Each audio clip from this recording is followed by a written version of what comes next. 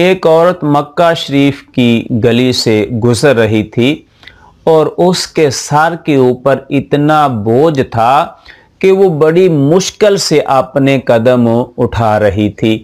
لوگ دیکھ کر اس کا مذاق اڑا رہے تھے، ہنس رہے تھے لوگ۔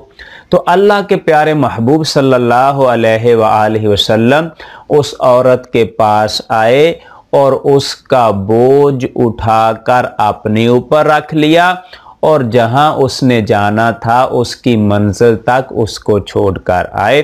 تو ارباب فکر و دانش، اصحاب محبت و مودت، یہ ہے ہمارے آقا علیہ السلام جنہوں نے ہمیشہ دوسروں کا بوجھ اٹھایا ہے اور ان کے بوجھ میں ان کی مدد کی ہے اور ہمیشہ ان کے کام آئے ہیں، اور ہمیں قیامت تک آنے والی امتیوں کو بتایا ہے کہ جب میں امام الانبیاء ہو کر لوگوں کے بوجھ اٹھا رہا ہوں، لوگوں کے بوجھوں کو ہلکا کر رہا ہوں، بے سہاروں کا سہارا بن رہا ہوں، تو تم میرے امتی ہو کر اس عمل سے کیسے بے نیاز ہو سکتے ہو؟